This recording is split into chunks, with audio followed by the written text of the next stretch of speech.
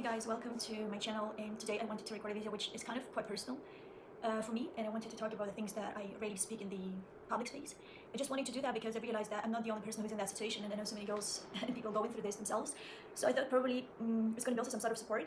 So what I'm going to talk about is how I try to keep going during I can't even say if it's a breakup or it's like definitely a breakup for me, but not probably a breakup in a traditional way.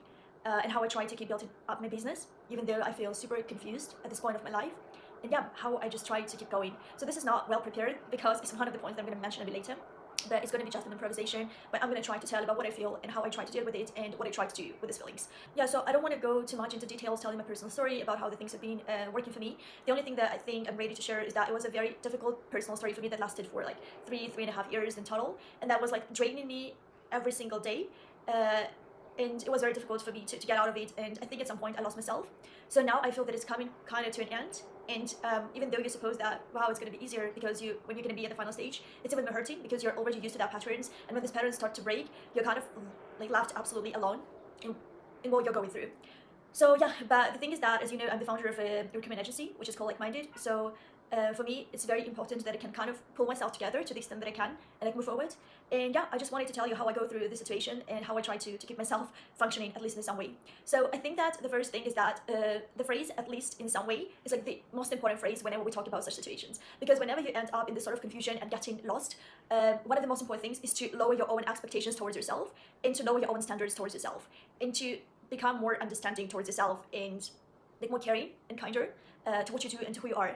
Because here, if you try to go to extremes and be harsh and always say, I'm gonna do everything, I'm gonna be 100% productive, I'm gonna like, I don't know, nail everything, I'm gonna do everything with the same result, you will never do. Because when you end up in that situation, you just physically do not have any power to do anything around you consistently. You're on such emotional swings that it's very difficult for you to get concentrated and focus and keep doing the same thing over and over again. So what I learned is that I need to lower my expectations towards myself. I do what I can, no more, no less. So I wake up, usually I don't even have any plans. Of course, I try to plan my calls. During the day, I try to kind of plan the specific tasks, but I don't have very solid and harsh requirement for myself that I have to complete these tasks because I do understand that just at some point I might not have this power to do so.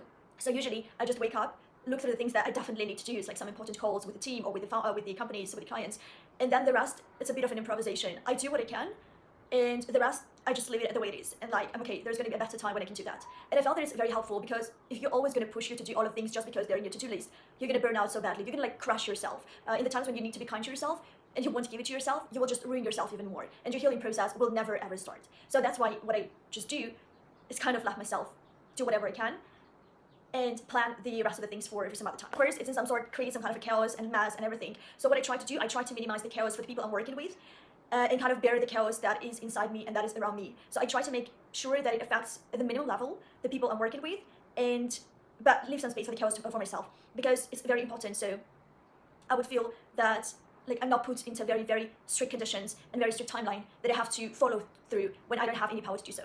Another thing which is like quite important, and I noticed that, is that to find something that is going to help you to go through it. Right? It sounds very cliche and easy, but it was an important task for me because I was waking up and I was like lost and like broken in some point, and I needed to understand what I can do, what kind of can help me.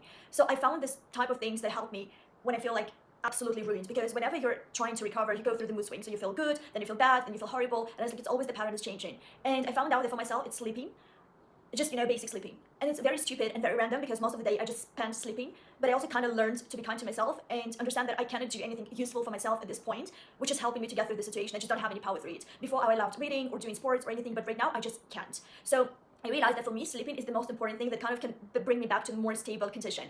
And now whenever I wake up, if I don't feel like waking up and I don't have any calls, I just keep sleeping. And then I go for a call, and then if I start to feel bad again, I go again to sleep. And then I try to build my work routine and my life routine between the sleeping points, because it kind of helps me to bring myself back to like to regain my strength and to be able to do at least some of the things instead of doing the others. Another thing is that I've learned is that you should forget about the word consistency, because when you're in such a situation, it's already messed up. It's not consistent by itself. So requiring consistency from yourself, it's insane. You will just not be able to deal with this, to go through this. And that's why I realized I'm not going to be consistent, and I kind of forgave myself for this. So what I mean, for example, I know that I have to launch the email marketing campaigns, and that I need to every day to go and check out audience and target people and put everything into the target people. And I need to do it every single day to make sure that the campaign functions perfectly. But I can't just do that every day because not every day I have the power for that. So I do it every other day. Some days I do it like very consistently. The other days I just don't check it. I just don't open up my inbox to check what was in there. So I kind of learned to forgive myself for this. I'm like, okay, I'm doing the best, I'm doing what I can, and I know it's not enough, but it's better than just not doing anything at all. And another thing is that I've learned is that it's very important to let other people know that you're also going through a stressful period. You don't need to tell in a very specific details what's going with you, that it's heartbreak, that was your situation, your partner treated you like that. No, people don't need to do that, but they need to know that you're going through a harsh period. Because people would still notice that you have the sad eyes, and you can never hide it from the people. And also they will start to notice this inconsistency and mess that is going on around you, and it kind of can frighten them, if you do not tell them honestly what's going on, because they will just be clueless about what's happening, why the things started to be different. So that's why it's very important to communicate to your team, to also kind of make them feel prepared for this transition period. And also why it's very important to do so is that these people can become your backup. So you can talk sincerely and honestly to your team members and just say, I was doing this and this before, it was like fully my responsibility. I feel that at this stage of my life, I'm just not ready to take on everything. So can you please help me to back me up here? Or can you please pay a bit more attention here, because I'm not going to be able to double check these things consistently. And this is a very important and transparent dialogue, because this way you're showing trust to your team, that you're trusting them the things that you're going through, and it makes your connection in some way even way more personal, and it helps you to get closer with your teammates. And also what is very important, it builds up the trust in a way that if something happens in their lives, they're going to come and tell you about that, and you will know what your people are going through, and you will also be able to kind of back up them in some place, or kind of readjust your expectations, or help them go through this type of things. So I think it's very important to keep the communication open, and to make sure that people around you are aware that this is not the easiest period of the time, and that you're still doing all the best that you can to kind of move through this kind of things. And yeah, so probably one of the last things that I try to do, I try to talk a lot to my friends. So if at work I still have to control myself, because you don't want to kind of spill over the tension and anxiety and pain that you have yourself over the team. With your friends, I just need to do it, because otherwise I'm gonna explode. I will not be able to handle all of this pressure and tension and stress. And that's why going to the people who you love and who are your friends and who are your family, and talking and saying it's not easy, it helps a lot. Another thing that I've learned is that in that period of time, it's okay if you question yourself and you question every single decision that you're making, because you're at such a vulnerable place in your life when you already don't feel like being yourself, and you already question yourself as a personality. And it's okay if you start to question yourself also as a business person. And it's okay to fail also. It's okay to make wrong decisions. It's okay to correct them. It's okay not to have good meetings, perfect meetings with the clients. It's okay not to make sales, because you can't win, right, over the business. But what if through winning in business, you're going to lose yourself as a human being and as a personality? Why would you need this business then? So it's a big question that I always try to remember about. Another thing is that I realized that it's absolutely okay to be willing to give up every single second whenever you feel bad. So it's okay inside of yourself to always think, okay, I can't do this anymore. I'm so tired. I'm like on the verge. I don't think I can take this on. And the idea of just giving up on everything, stop doing anything, and just going to bed is going to constantly occur in your mind. And it's totally fine to feel like that. It's just important to remember that whenever you're in this kind of situation, it's like emotional swings. You will get out of this, but you have to accept this harsh moment when you don't feel bad, and like be kind to yourself and say, it's okay, we're gonna go through it. I know you want to give up. So just talk yourself through this kind of situation.